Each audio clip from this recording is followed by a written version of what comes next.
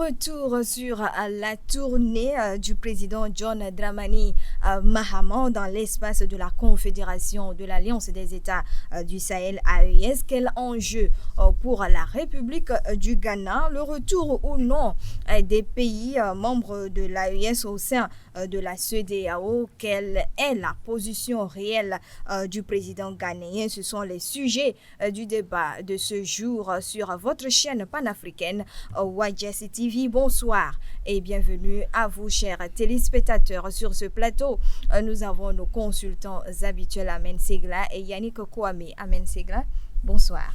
Bonsoir Marguerite, comment tu vas? Je vais bien. Et de ton côté? Ça va. D'accord. Et Yannick Kouame, bonsoir. Bonsoir Marguerite, bonsoir à YGC TV et à nos très chers téléspectateurs. Voilà, ça peut aller. Oui, ça va, tranquille. Voilà. Après la République de Côte d'Ivoire, c'était le mercredi 5 mars 2025, le président de la République du Ghana, John Dramani Mahama, a effectué sa première tournée diplomatique dans l'espace AES. Il a terminé son voyage lundi 10 mars 2025 par le Burkina Faso, où il a échangé pour la énième fois avec son homologue, le capitaine Ibrahim Traoré. D'abord, Yannick, qu'est-ce qui a motivé cette tournée du président ghanéen dans l'espace confédéral? Oui, Marguerite, il faut savoir que cette visite, cette tournée du président John Dramani Mahama était nécessaire pour le Ghana. Pourquoi? Parce que le Ghana n'est plus cette grande puissance économique, industrielle qu'on le connaît. Il a perdu beaucoup de l'Est, il est économiquement décousu, surtout pendant ces 5 dernières années où il a été dirigé par l'ancien président John Akufo-Addo. Vous avez eu l'inflation par-ci, les endettements colossaux par-là, vous avez également la dévaluation du franc ghanéen qui est le C10 et bien d'autres facteurs. Et également sur le plan diplomatique, l'image du Ghana n'est plus vraiment reluisante. Donc il fallait vite agir. Raison pour laquelle, quand le président John Dramani Mahama, quand il est élu, il n'a même pas attendu de prêter serment avant de commencer par poser ses pions, de gauche à droite, surtout en ce qui concerne la politique étrangère et la politique extérieure de son pays. Donc cette visite, cette tournée diplomatique dans la sous-région s'inscrit dans cette dynamique-là de réchauffer les relations bilatérales multisectorielles, surtout économiques, les renforcer entre ces différents pays pour le grand bien de l'économie ghanéenne également, pour le bénéfice des autres pays également, puisqu'il s'agit des relations, il y a des partenariats gagnant. Voilà. Et aussi, il faut savoir que cette visite du président ghanéen dans la sous-région s'inscrit ou bien s'aligne avec les valeurs panafricanistes tant chères à John Dramani Mahama, qui est, je peux dire, fidèle à la tradition de son parti, le Congrès démocratique national, le NDC, créé ou bien fondé par l'ancien président John Rawlings. Donc, voilà, John Dramani Mahama, il faut le savoir, il fait partie de ces présidents, de ces hommes qui considèrent qu'il appartient aux Africains de trouver des solutions africaines aux problèmes africains plutôt que d'aller chercher des assistances de l'aide ailleurs. Donc, et pour cela, il faut qu'il y ait une cohésion, une solidarité, une union entre ces différents pays-là. Et cette visite aussi peut être justifiée par cette action-là. Donc, voilà.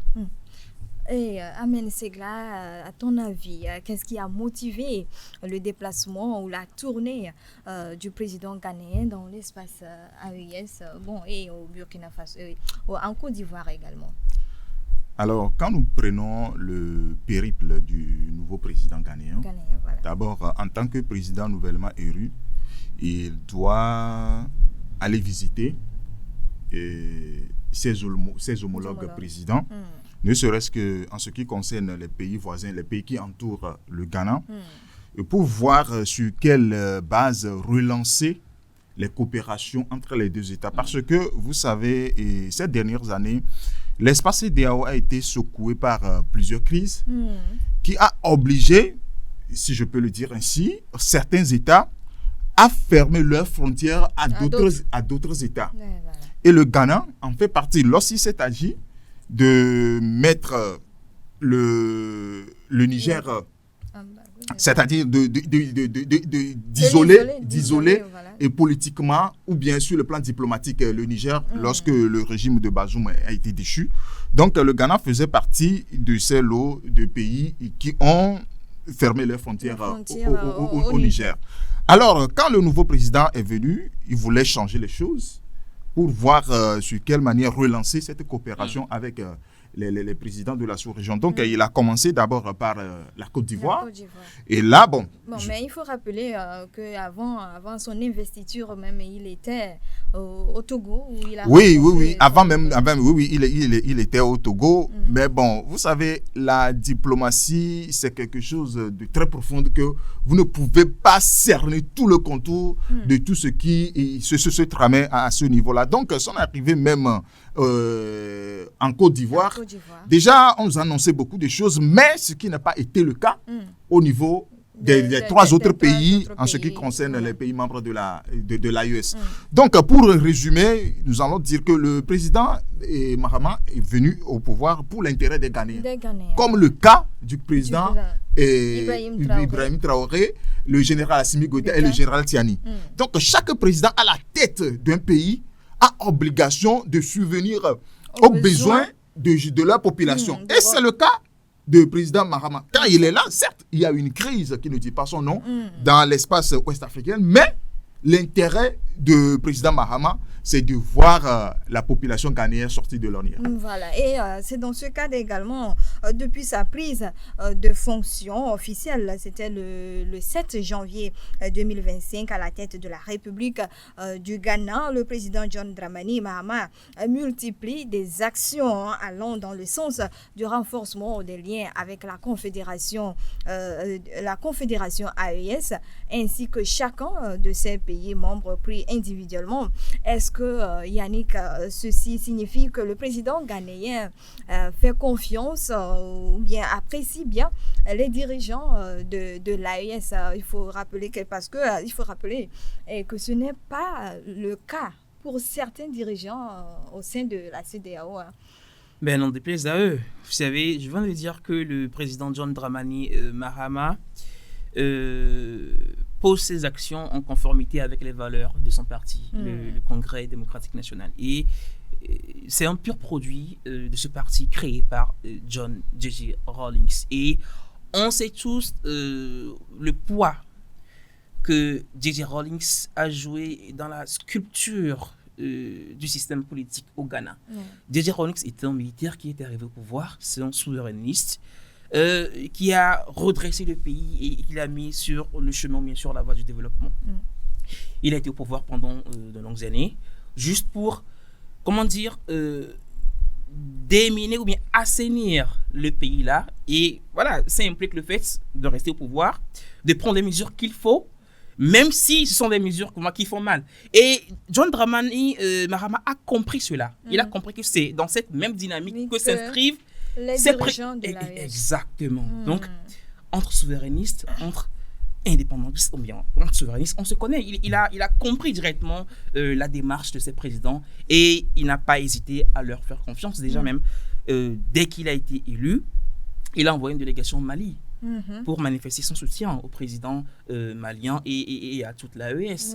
Et pour preuve également, il n'a pas hésité à dépêcher un envoyé spécial près de l'AES qui servira de pont entre le Ghana et les pays de l'AES en ce qui concerne la discussion pour la sécurisation, bien le développement de la sous-région. Donc c'est une preuve que John Dramani Mahama a directement fait confiance à ces pays-là et n'a pas hésité à travailler avec eux. Voilà, maintenant, pour ceux qui, tu as dit que il y a certains qui ne font, qui ne portent pas. Ceux-là, ce sont ceux qui défendent les valeurs des impérialistes, ceux qui ne veulent pas que l'Afrique change, ceux qui ne veulent pas que ces pays-là changent, parce que si ces pays arrivent à changer, eh bien, les impérialistes ne pourront plus piller ces pays-là, les impérialistes ne pourront plus exploiter, saigner à blanc ces pays-là, et ce sera le cas pour eux. Voilà. Mais c'est là, est-ce que c'est une appréciation, c'est une confiance réaffirmée au président de l'AES?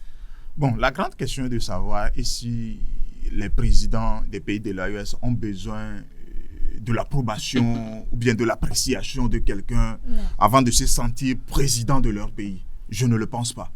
Si le président ghanéen, John Mahama, a fait le déplacement dans ces pays-là, c'est dans le cadre d'une coopération économique entre ces pays et les pays, entre son pays et les 3 pays de l'AES. Mais aujourd'hui, il y a certains dirigeants qui ne sont pas encore prêts à coopérer avec... On s'en fout du moment où le président ghanéen s'est rendu compte que son pays a besoin d'une coopération avec ces 3 pays-là et qu'il faut, il faut ce déplacement-là pour aller négocier directement ce qu'il y a négocié avec ces 3 présidents. C'est le plus important. Parce que du moment où les 3 présidents qui sont à la tête de leur pays arrivent à donner ce que leur population voulait d'eux, c'est le plus important. Si un président se sent aussi dans le besoin d'aller négocier avec les présidents de l'AES, il peut aller le faire. Parce que de toutes les façons, ils ont dit que leurs portes ne sont pas fermées à qui que ce soit. Donc, il peut aller négocier. Si certains ne veulent pas, ou bien ne voient pas l'importance de ces 3 pays-là, par rapport à leur économie, bon, il peut se retirer. Ça, ce n'est pas un problème. Du moment où le président ghanéen a vu l'importance de ces 3 pays-là, par rapport à la situation économique du Ghana, il a fait le déplacement et il est parti négocier ce qu'il a négocié. Et il est prêt à les soutenir pour la lutte contre la sécurité parce que c'est ce qui est important pour le développement de l'économie. Alors, quand nous prenons le volet sécuritaire dans la sous-région, aucun pays n'est épargné. Hein. Nous sommes tous en sursis.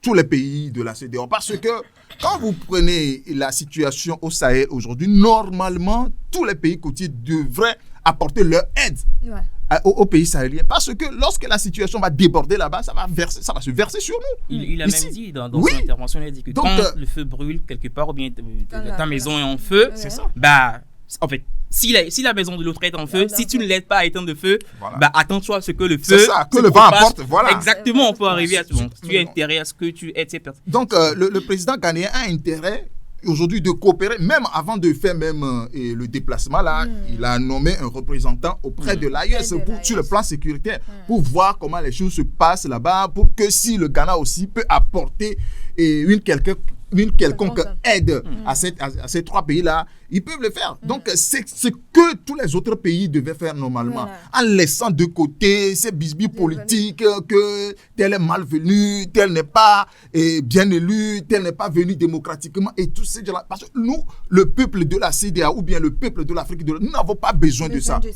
C'est ça. Voilà. Yannick, on aimerait bien voir d'autres présidents, comme le président du Bénin, le président de la Côte d'Ivoire, serrer la main à ces 3 présidents pour une coopération renforcée. Pourquoi pas? Quand il s'agit du terrorisme, bien de l'insécurité, c'est l'affaire de tout le monde. Ahmed vient de le dire. Tous ces pays-là de la sous-région doivent mutualiser leurs forces pour venir à bout de ce phénomène qu'est le terrorisme. Et il ne s'agit pas de question des pays de l'AES, la Côte d'Ivoire, non. Il doit y avoir une fédération, une mutualisation des mécanismes pour lutter efficacement contre le terrorisme. Donc, tout le monde, tous les pays doivent apporter sa contribution pour que cette lutte soit vraiment effective. Voilà. Et parlant de la CEDEAO, il faut rappeler que nous avons suivi la semaine dernière des informations faisant état d'un retour des pays de l'AES au sein de la CEDEAO, souhaité par le président ghanéen et son homologue ivoirien, le président Alassane Dramane Ouattara amène Segla.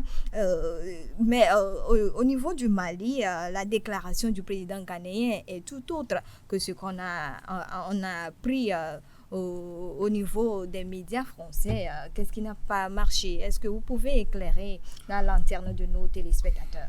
Alors, d'abord, le président ghanéen a commencé son périple depuis la Côte d'Ivoire. C'est là où on a appris que sa mission consisterait à négocier avec les pays de l'AES par rapport à leur retour au sein de la CEDEAO.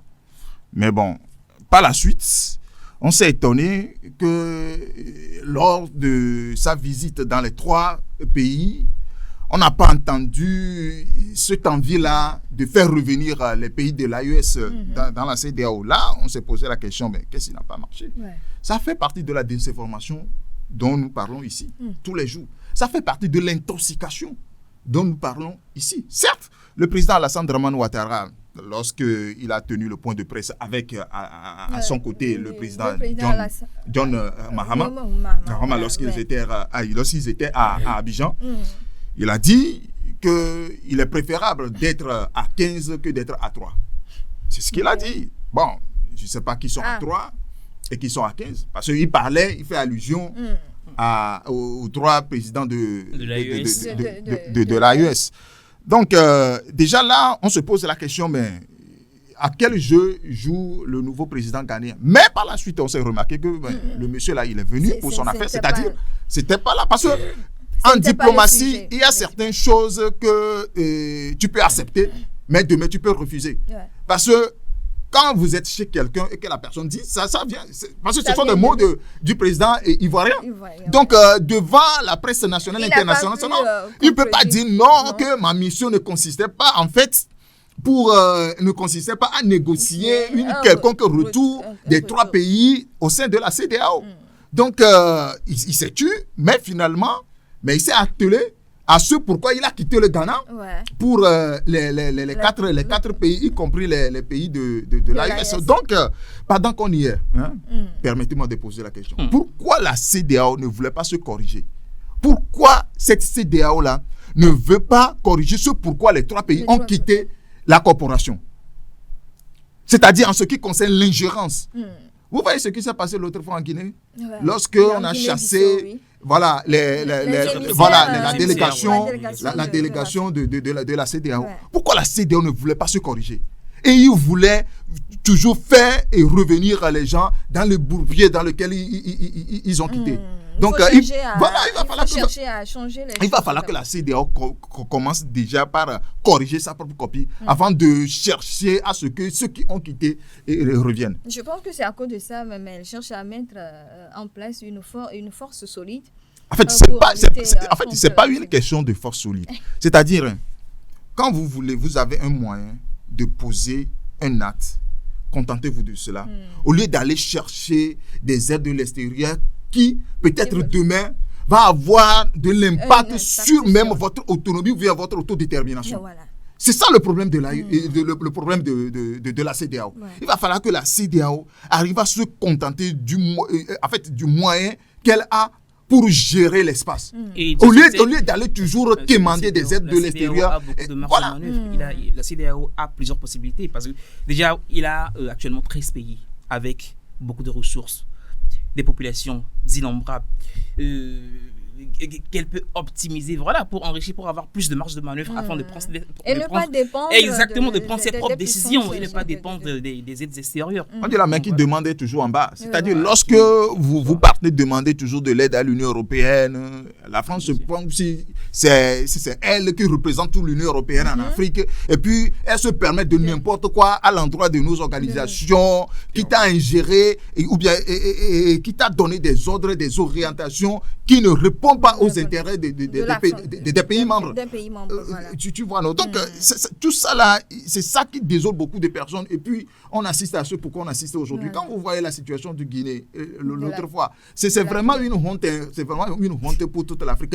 En premier lieu pour la CEDEAO. Yannick Kwame, finalement, on a compris que la mission du président ghanéen, ce n'est pas de faire ramener ces 3 pays au sein de la CEDEAO. Ça n'a jamais été à l'heure du jour, de toute façon. Vous savez, le fait que le président ghanéen John Dramani Mahama s'est rendu premièrement en Côte d'Ivoire a été mal interprété. D'aucuns ont considéré que ce sont des consignes qu'il est allé recevoir en Côte d'Ivoire de la part du président Alassane Dramane Ouattara pour plaider du côté des pays de l'AES pour leur retour dans la CEDEAO. Or, c'est complètement faux. La phrase qu'il a prononcée, que John Dramani Mahama a prononcée, soi-disant, c'est mieux d'être à 15 que d'être à 3. Eh bien, ça a été une réponse qu'il a apportée à une question. Alors, après les discussions entre les chefs d'État, entre les deux chefs d'État, ils ont tenu un point de presse où il y avait des journalistes et tout. Alors, il y avait eu une question dans la foulée venant d'un journaliste de l'AFP, un journaliste de type caucasien. Et il a posé la question. Et c'est tout sauf, comment dire, en fait, c'est un scénario qui a été vraiment orchestré, en fait. Quand le journaliste a posé la question, et le président Hôtes, Alassane Dramane Ouattara, a demandé au président ghanéen de répondre premièrement. Je crois que ça a été un scénario. Ouais. Et qu'est-ce que vous voulez qu'il dise? Il a dit ce que le président Alassane Dramane Ouattara voulait entendre. Donc voilà, et le président Ado, il a enchaîné, il a repris que non, on lui fait confiance, qu'il sera le porte-parole de la CEDEAO, qu'il va vraiment, lors des échanges, plaider pour un retour des... Et l'AFP, les médias impérialistes, Le Monde, et RFI, tout ce que vous voulez, ils ont juste pris ce côté de la chose, voilà, et ils ont amplifié ça à outrance comme ils savent bien le faire. Et tristement, malheureusement, certains médias également africains ont repris cela. Je ne sais pas si c'est parce qu'ils n'ont pas fait une bonne lecture de la chose ou bien c'est par manque de professionnalisme, je ne sais pas trop. Eux aussi, ils ont relayé cette information biaisée-là pour endormir le peuple, pour je ne vais pas dire manipuler, mais pour mettre les populations africaines sur une mauvaise piste. Donc, je tiens à préciser ici que la question d'un retour des pays de l'AES dans la CEDEAO n'a jamais été à l'ordre du jour. Le président John Dramani Mahama est allé en Côte d'Ivoire pour parler business. Et la preuve, quand il a quitté la Côte d'Ivoire pour se rendre dans les autres pays de l'AES, eh bien c'est business qu'il a parlé. Voilà. C'est les affaires dont il a parlé, renforcement de la coopération bilatérale. Voilà. Donc, je crois que les Africains doivent comprendre cela, que le président Dramani Mahama n'a jamais été missionné pour inciter ou bien pour encourager les pays de l'AES à retourner à la CEDEAO. Lui, il préconise plutôt une collaboration d'organisation à organisation, des relations bilatérales entre les pays de la CEDEAO, pourquoi pas. Voilà. Moi, la question que je me pose personnellement, si les gens voulaient, qu'est-ce que ceux qui voulaient que les trois pays-là retournent à la CEDEAO, et qu'est-ce qu'ils attendent d'eux et qui ne peut pas l'avoir lorsqu'ils sont dans l'AES. Voilà, c'est-à-dire, si c'est une coopération, ils voulaient, ils peuvent coopérer avec eux. Là où ils sont maintenant, ils sont loin, ils ne peuvent pas faire marche arrière. Oui, c'est ça, leur logo, ils ont maintenant une identité propre, formelle, voilà, à eux. Donc, et il faut savoir aussi que cet agissement, ou bien cette action du président Alassane Dramane Ouattara s'inscrit dans cette dynamique. Puisque vous savez que la CEDEAO s'est permise de donner une durée moratoire de 6 mois pour que les pays de l'AES reconsidèrent leur position, leur décision. Donc, je crois que ça fait partie des manœuvres à mettre en place pour que ces pays-là reconsidèrent leur position. Or, ce qui ne va jamais arriver. Là où se trouvent les pays de l'AES, là, ils sont loin. Ils sont trop avancés pour reculer. Voilà. Et qui a John Dramani Mahama que les pays de l'AES sont à 3. Pour le moment, ils sont en 3. Mais très bientôt, d'autres pays vont s'y ajouter. Et ça, c'est clair. C'est clair. Mais en fait, c'est mieux d'être seul que d'être mal accompagné. Ouais, c'est ça. Les autres pays vont chercher à se conformer à leurs conditions et peut-être les rejoindre. Nous tendons vers la fin de cette édition. Amen Segla, ton mot de la fin. Alors, mes mots de la fin vont à l'endroit de la population de l'Afrique de l'Ouest et pour dire que d'ailleurs, quand la CEDEAO a été créée, on nous a parlé, on nous a vanté l'intégration. Aujourd'hui, les peuples sont intégrés, donc il n'y a pas de problème entre un Nigérian et un Ghanéen. Il n'y a pas de problème entre un Béninois et un Burkinabé. Alors, si cela est ainsi, tout le reste relève de la politique pure et simple. C'est-à-dire, chaque dirigeant vient au pouvoir pour imprimer sa vision de la chose. Des fois même, cette vision-là même ne manque pas du président même en question. Des fois, ce sont des ingérences étrangères qui nous conduisent à certains résultats. Donc, nos peuples doivent comprendre que chaque dirigeant a une vision pour son pays. Du moment où vous vous contentez de ce que votre dirigeant est en train de vous proposer en termes de coopération ou bien en termes de développement de votre pays. Du moment où ça vous sert, c'est l'essentiel. Tout le reste, ça vous importe peu. Voilà. Voilà. Et Yannick Kwame, ton mot de la fin. Alors, mon mot de la fin va aller à l'endroit de la CEDEAO. Moi, je pense et je suis convaincu qu'il faut que la CEDEAO soit dissoute. Il faut que la CEDEAO soit dissoute pour être reformée. Aujourd'hui, la CEDEAO n'est plus cette CEDEAO des peuples. C'est vrai que la libre circulation des biens et des personnes demeure une effectivité, quoique il y a toujours des insuffisances. Voilà. Et je pense que cette organisation doit cesser d'être un instrument politique au service des impérialistes pour répondre effectivement aux vrais besoins des populations. Pour le moment, c'est une organisation qui est vraiment gangrénée et il faut vraiment l'arracher, d'accord, pour que le mal ne s'étende pas à d'autres pays. Et aujourd'hui, l'AES est une alternative vraiment sérieuse à cette organisation toute pourrie et je pense que les autres pays, les Africains, les pays qui ont soif mais qui aspirent à la souveraineté, à la vraie indépendance et doivent rallier à la cause de l'AES. Voilà, et c'est sur ces mots que nous allons mettre fin à cette édition. Merci à vous, Amen Segla et Yannick Kwame, pour vos apports. Merci à vous également, chers téléspectateurs, pour votre attention et à la prochaine.